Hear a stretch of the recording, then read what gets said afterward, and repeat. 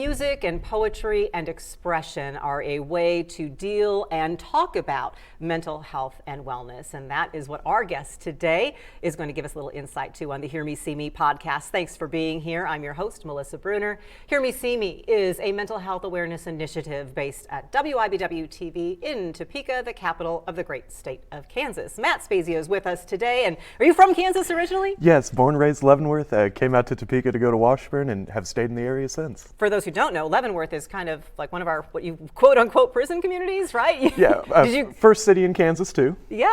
The U.S. federal penitentiaries there. Was that like a big overshadowing presence in the community when you were growing up? Yeah, my mother's house is literally across from Lansing Penitentiary, like oh, goodness. 2-lane street right across it. Yeah, Lansing, Leavenworth, right there, those twin communities. So you do spoken word. Yes, ma'am. How did you get started in that? It's a unique talent, and I love it. Yeah, so big shout out to my forensics and debate coach, Carolyn Cook at Lansing. She's at Shawnee Mission now, but she really got me involved in the performing side of it. And I wanted to keep doing that after high school. I was like, okay, how do I do this? Well, I have this passion for music, but I can't sing, but I can do the lyrical side of things. So just started writing and putting it to music, really fell in love with like battle rap and slam poetry, and just got fully immersed in that and found one of the most accepting communities you ever will find. Started at Speakeasy Poets in Noto, right here in Topeka. Started doing the I-70 circuit, was brought down to Wichita by a guy named Desmond the Poet. Met Black Ice or DeAndre Hawthorne. He's based out of Chicago, one of the true legends of Chicago music. He brought me up to Chicago. I won my first national award in 2016, and it just continued to snowball to the point where I have 8 of them now and continue to do really awesome things like performing at Advocacy Day on the 9th. This is amazing I hate to break it to you, but there is music in spoken word. There truly is. The rhythm, I've heard, the first time we met was at an Advocacy Day at the Kansas Capitol 2 years ago. And there is there's this rhythm, this tempo. I go to a lot of auctions, and I always say a good auctioneer, it's like listening to somebody sing in that spoken voice. Did you ever auction?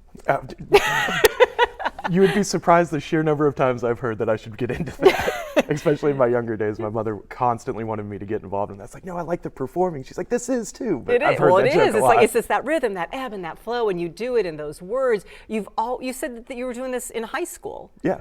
Did you know it was a talent, or was it just something you did because somebody gave you an assignment in class and you wanted to do well on it? Well, it started as assignments. The gifted facilitator at Lansing, Kathy Ray, she got me involved really early in public speaking alongside my mother doing 4-H talks. And then she got me involved, Miss Ray got me involved in like Model UN speaking. So that translated into high school debate and forensics. And one day in class, I started writing my own stuff. Somebody asked me what I was writing. I performed it. I still remember it. It was in a home economics class. And after I got done, just shock that it's like, oh, this nerdy kid can do that. And I was like, oh, I can do this. Oh, I should keep doing this. Yeah. What was the topic of that? Was it about cooking or something? It was a home ec class. What were you writing about? No, just honestly, the very beginning of my advocacy on it. So through debate and forensics, I learned so much about the United States politics and things, and it was just an early, really formative piece of just starting that advocacy route of societal awareness, how we can make better. We should live with equalities. We should treat each other as equals. And I just wrote a piece, Bleeding America, and read it in class, completely impromptu. It wasn't like an assignment or anything, just kid sitting at the table. It's like, oh, what are you writing? And I performed it, and I still remember just that shocked look on people's faces about it. You said nerdy kid, but I'm going to say that with all the love in the world. I feel like people just have different strengths and weaknesses, and it's all in the eye of the beholder. What some people might call a nerd, I might say is someone who just has a different, unique talent. And then when you talked about, you started doing the performance and the poetry more, you said you found an accepting community. Oh, Did you not feel accepted in some ways in high school? Oh, no, not at all. It was just, people like Annette Billings and Sue Edgerton at Speakeasy, and like Mo Christo in Salina, James Curtis in Salina, Desmond the Poet in Wichita, just the amount of, hey, we want you to come do this. That was great. Come do it at my spot. Come do it. Come meet this person. Come do this with this person. It was just such an overflowing of acceptance. It was just an immediate adoption. It felt like a community that I'd been a part of for years, and it was only, a couple of months into it. So it's not that you felt that you didn't belong in high school, it was maybe not sure where you belonged, if that makes sense. Yeah. It was, a new chapter, leaving my hometown, going to college, and it's like, you don't know the community yet. And just immediately I was like, no, come back and do this. We do this event over here. We do this event on this day. Come to this, come to this. Any advice to your younger self? Bless the broken road. If you'd have told me this is where you were going to be following this dream, it has sounded insane to me. It's like there's no chance that this goes, the national levels. I got to do a show in Jamaica a couple years ago. Like, I just wouldn't have ever thought this would have been possible. The Advocacy Day that you talked about is a Mental Health Advocacy Day. Yes. Again, we met at that event a couple years ago. You're going to be back at it again this year. Has your poetry always focused on mental health and wellness? You mentioned there was some political leanings to it and social acceptance at first, which could be in ways considered mental health. Yeah, so I lost a very close friend of mine at 17 to suicide. So a lot of my writing is about healing, making sure that people, even if it's just one person that hears that piece that helps them, that's the impact that I was looking for. And it's always focused on some kind of aspect of that. I've said in other interviews that I try to make the truth entertaining, whether that's personal or community-based, something that people can latch onto. It's like, I'm not trying to do this just for a skill demonstration. I'm trying to share whatever part of the story I'm writing about for that day, be it mental health, be it advocacy, be it social awareness, be it personal healing. It's the truth made entertaining. Tell me about your friend, if you would, please. Yeah. What was he like? He? Yeah. Okay. Dakota Sky Henchek, just absolutely loved life. Just a great person. We hung out a lot. He was a cousin of, I still call him my brother. His father and my mother were together for quite a while. They actually got together because of our friendship. And just a great person. And he's a memorial piece on my back. And it's something that I don't want that to be anybody else's origin story. And that's part of why I do this. It's like, I don't want somebody else's start to be such a tragic loss.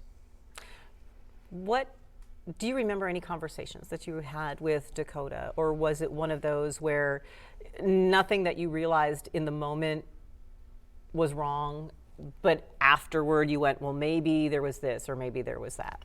Yeah, I mean, he was always just wanting to be a part of things.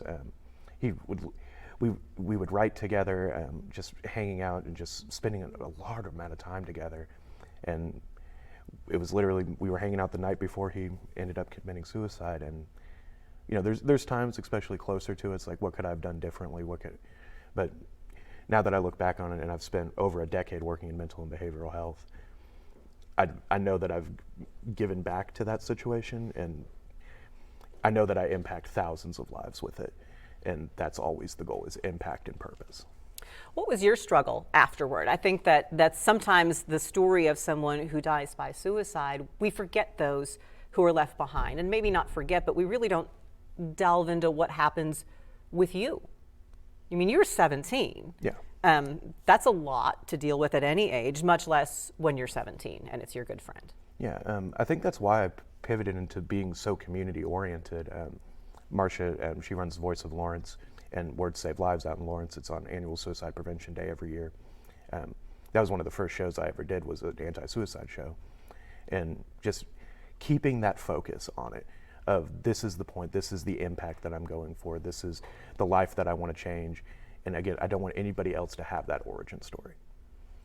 So what would be your advice to those who maybe are talking to someone and they're wondering, but then thinking, well, but maybe I shouldn't say anything? No, talk to them. Have that conversation. Make sure that they know that you're there, that your phone rings, and just be available to them. And don't try to be prescriptive if you don't have the training to be so, but just be that sounding board for them. Just knowing that somebody's there and that knowing there's somebody to talk to always is such a huge thing, because isolation, feeling like you're hopeless, these are things that lead towards suicide. And it's not even necessarily that side of things. You can see a complete flip. Like a kinked hose, that water pressure just builds up, and at some point it gets where people just cannot take it anymore, and it explodes out into these negative feelings, and sometimes ends up with the worst outcome. Just reach out to your friends, make sure that they know that you're there for them, and the phone rings. That would include your well friends. Reach out to your well friends. Yes, absolutely. You never know what's going on beneath the surface, I imagine. Yes, truly. Do you remember what you wrote after Dakota's passing? So that was the first album, Poetry in Motion, would have came directly out of that. And pieces like Anxiety, Broken Glass was a real inspiration of that.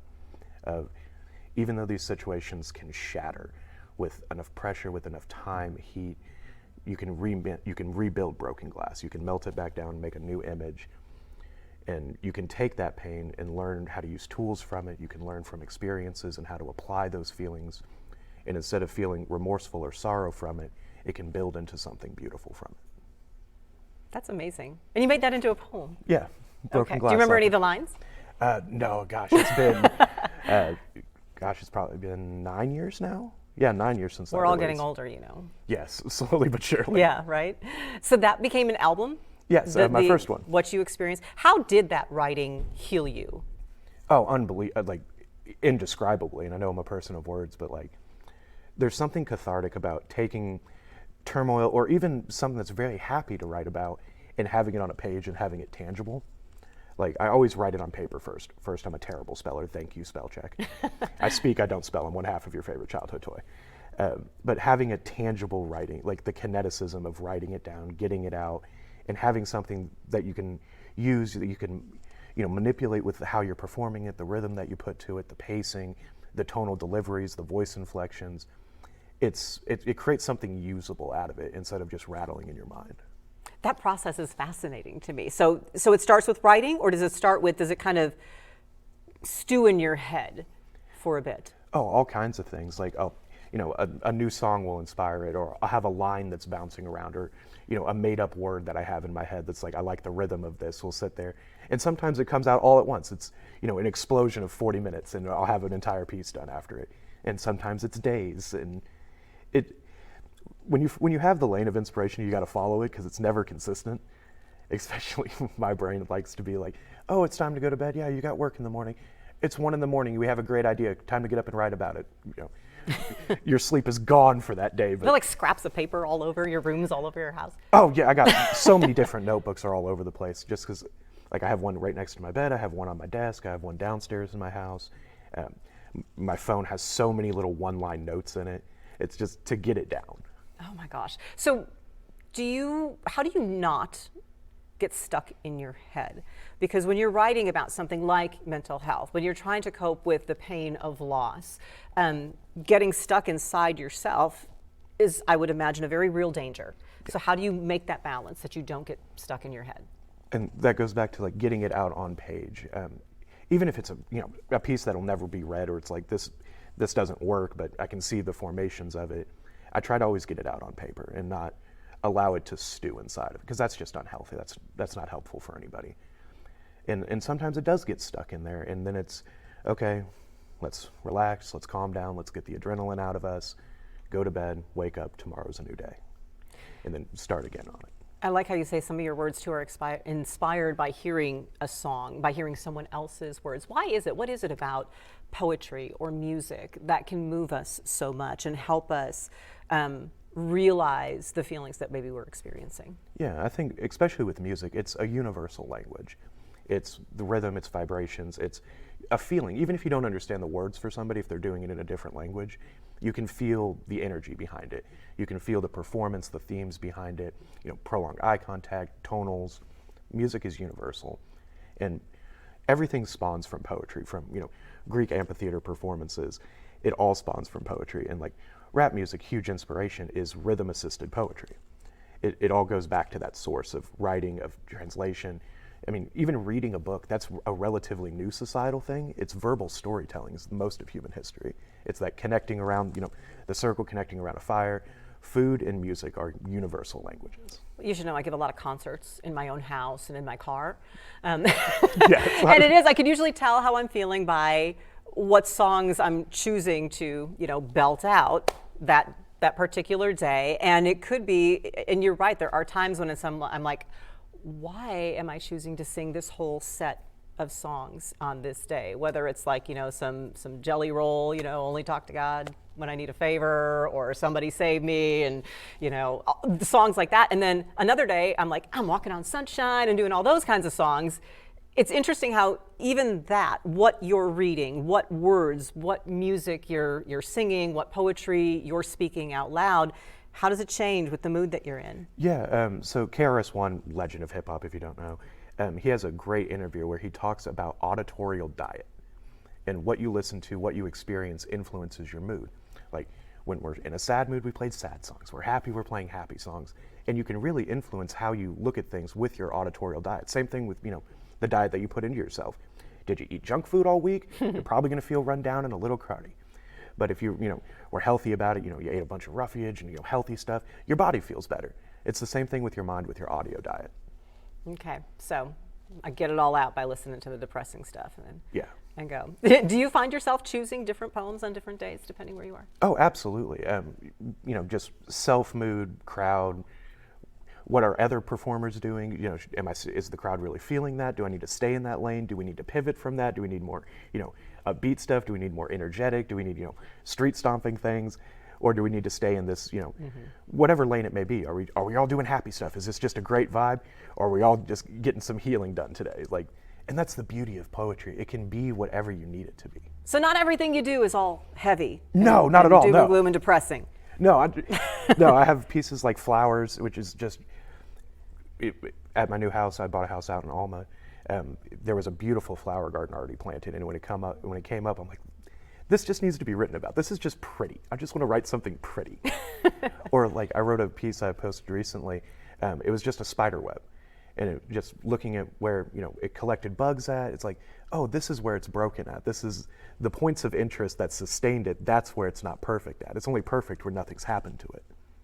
And just it can be little stuff like that too. It's not all super heavy, super activism stuff all the time. The majority, yes. But I love how your mind works. Just even when you describe what you saw and the way you describe it, it's amazing. It's obvious why he's a national award-winning spoken word artist. I appreciate that. I want to talk a little bit about how your poetry has gotten you into advocacy and the platform and message that you hope to share. We're going to dive into that a little bit when the Hear Me, See Me podcast returns.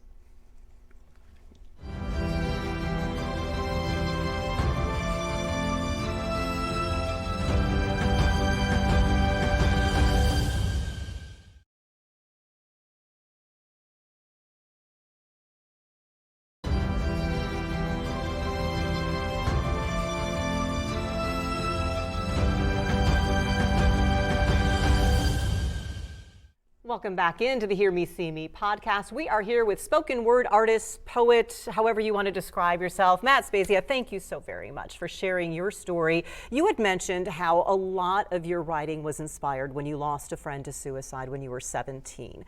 That now has turned into some advocacy for you. Yes. When did you make that transition, and what was it that made you realize this was a message that others needed to hear? Yeah, it was really early on.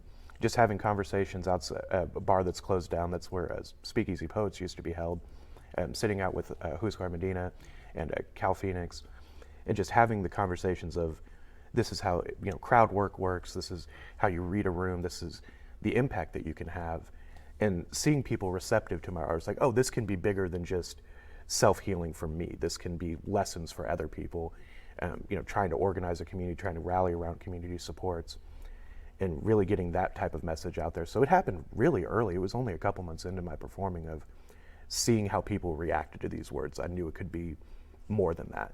And having really amazing people around me really early on giving me, their career advice of their journey's path. And it's like, okay, how can I take those lessons, mend them to how I want to write, to how I want to perform, but be respectful of the lane walked, the thousands of feet on stages before you and those that'll come after you. Because there's no point in one person feasting if we aren't all eating. So I've always been very community focused. It's team effort on literally everything I do, and it's important to be that way. Huskar was a poet laureate for the state of Kansas. Have you been that yet? No, not yet. Okay, let's try and nominate Matt for that honor. So you're just name dropping. You've got some great talent that you've been surrounding yourself with, and to help you guide your way. Did you seek that out? Did you seek out the advocacy role, or did it just kind of happen? Did people hear about you and say, this is a great message people need to hear, let's invite Matt to take part? Yeah, so a lot of it did happen that way, with just kind of naturally. But Sherry Hall, a phenomenal poet, she's ranked among the best women in the world. She's competed in the Women of the World Poetry Slam. She's actually going to be duetting with me on March 9th. So that's very exciting. I very rarely do collaborative pieces like that. Like collaborative shows, let me bring everybody, team effort, bring the community, but very rarely do I do a true duet. So having her on, that's great. But she brought me into the nonprofit mental health world with Poetry for Personal Power, now called Arthropy. But she was like, you're doing all this anyway. you should be doing this, in a professional sense. And getting involved in that and like grant writing, program management, understanding how the system works, especially with peer support, that was where that started at, with Sherry Hall being like, you're doing this anyway, you need to come do this professionally. What is the feedback? When people hear your words, what have people come up to you and shared after? Oh, all kinds of things. I did a show at my alma mater a couple years ago at their forensics tournament. I did 6 pieces there. And I had this teenager come up to me who I judged a poetry round for. She's like, I didn't realize that this is who you were or anything like that. It was so amazing hearing you. And like, I've gotten hugs after shows. I've had people come up to me with tears.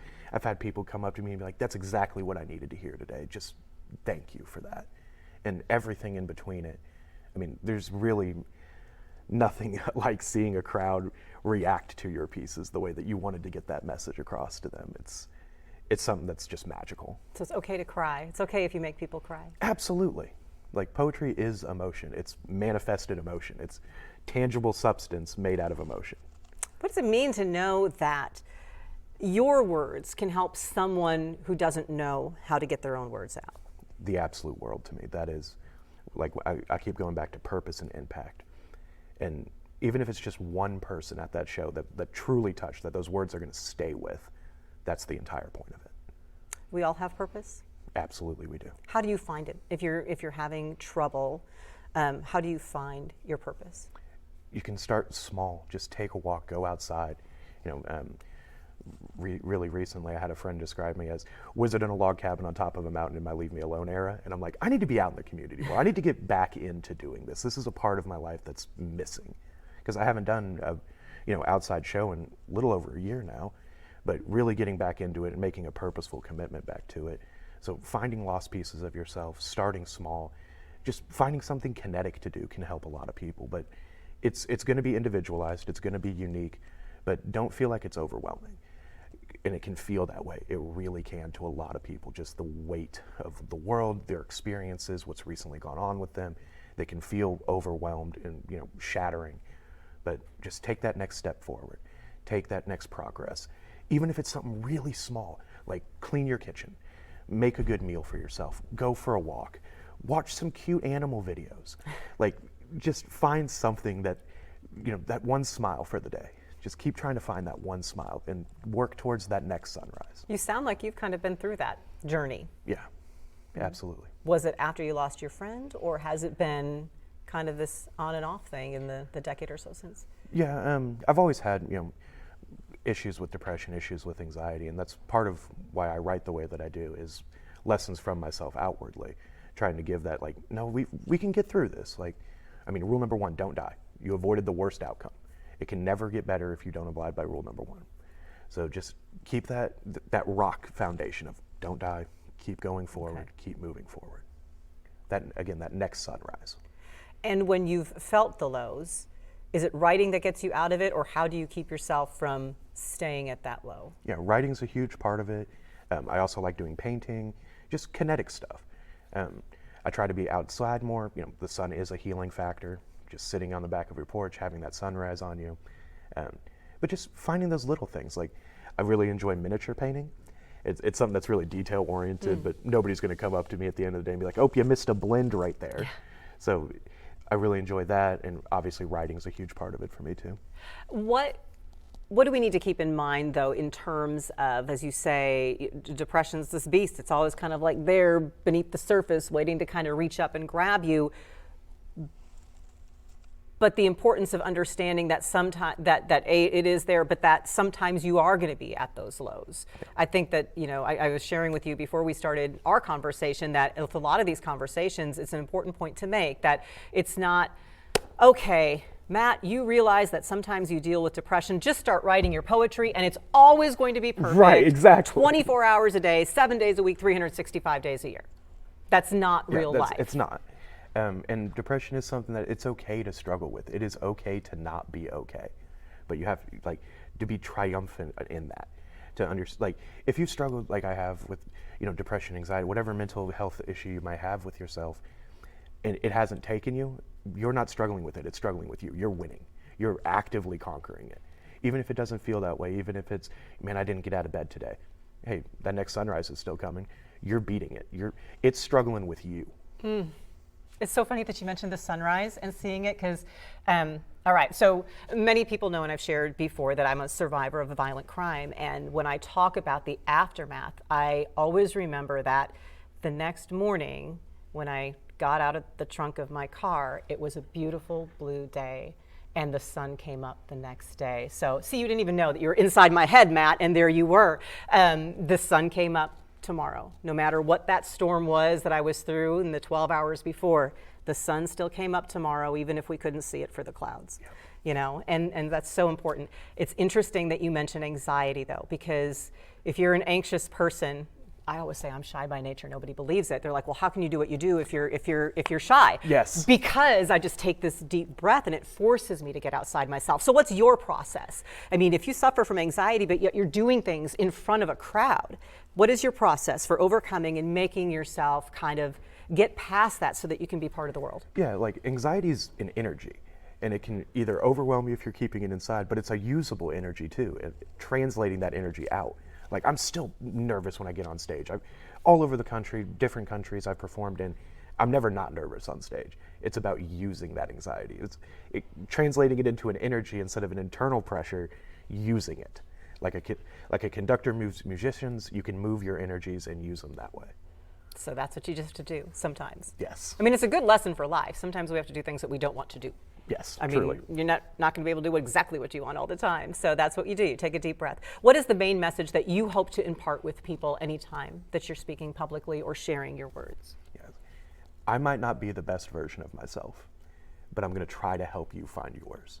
Even if that's just a minor improvement today, if it's a line that sticks with you when you're sad, if it's a line that inspires you to get out into the community and be a part of the change, if it inspires you to be an activist, if it inspires you to try to make even a personal change in your life, I just want to get you towards a better version of yourself.